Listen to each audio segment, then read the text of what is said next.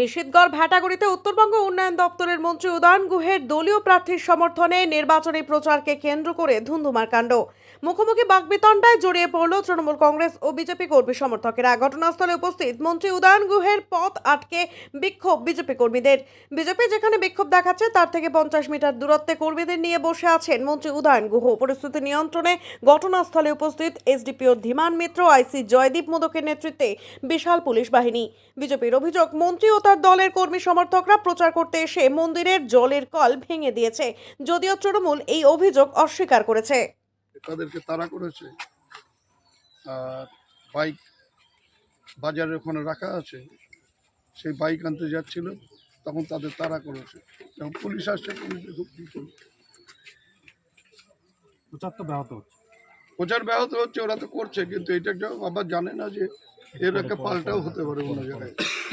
ভ্যাটাগুড়িতে ওরা এটা করতে পারে। ভ্যাটাগুড়ি দলীয় কর্মী সমর্থকদের নিয়ে তার অপোজিটে বিজেপি বিক্ষোভ দেখাচ্ছে, কি বলবেন? বিক্ষোভ দেখাচ্ছে মানে হইচই করছে। এখন ঘটনা হচ্ছে ওরা ভ্যাটাগুড়িতে প্রচার করতে দেবে না। এই লাইনটা যদি আমরা ধরে নিই যে অন্য জায়গায় আমরা ওদের প্রচার করতে দেবো না, কোথায় যাবে? পারবে প্রচার করতে? দিনাটার বাকি অংশে প্রচার করতে পারবে? দেখা যাক, দেখি কেমন করে প্রচার করে। সেটা তখন নাকি একেবারে শুরু হয়ে যাবে, চারিদিকে গুন্ডামি হচ্ছে, অমুক হচ্ছে, প্রচার করতে দেওয়া হচ্ছে না। আর এগুলো কি হচ্ছে? বিজেপি অভিযোগ তুলছে আপনারা প্রচারে এসে মন্দিরের টিউবওয়েল ভেঙেছেন। তুমি তো ছিলে পুরো সময়টা আমাদের সাথে। মন্দিরের টিউবওয়েল কোথায় ভাঙা হবে? মন্দিরই বা পড়লো কোথায়? আমি তো চোখে এখনো পর্যন্ত কোনো মন্দির দেখলাম না। আমি তো যে এলাকা দিয়ে ঘুরলাম প্রথমে, সেটা হচ্ছে মুসলিম প্রধান এলাকা। স্বাভাবিকভাবে সেখানে মন্দিরের কোনো ব্যাপার ছিল না, মন্দির থাকারও কথা না।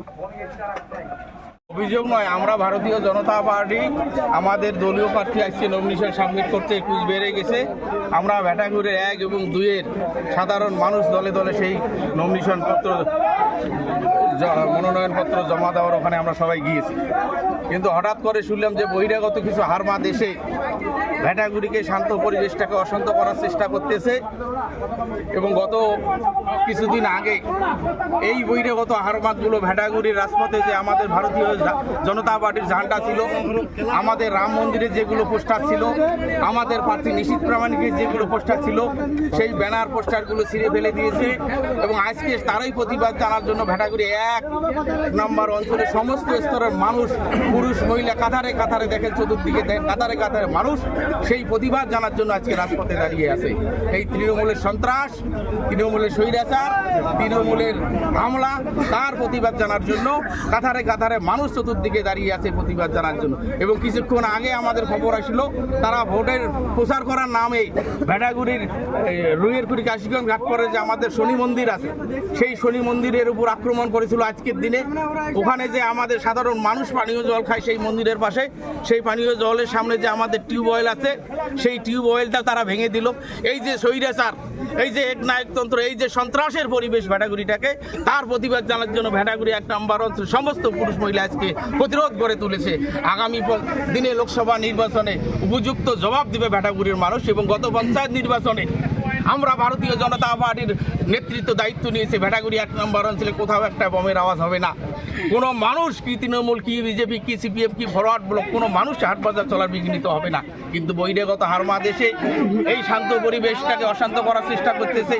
বারে বারে তারা বহিরাগত হারমাদ এনে ভ্যাটাগুড়ির মানুষের যাতে গণতান্ত্রিক পরিবেশটা নষ্ট হয়ে যায়, ভ্যাটাগুড়ির মানুষের যারা শান্তির পরিবেশটা নষ্ট হয়ে যায়, সেই চেষ্টা বারবার উদয়ন করতেছে। তার প্রতিবাদে ভ্যাটাগুড়ি 1 নম্বর অঞ্চলের সমস্ত জনগণ প্রতিরোধ আজকে গড়ে তুলছে। আপনার নাম? রতন বর্মন, মন্ডলের জিএস, দিনাটা 1 নং মন্ডল।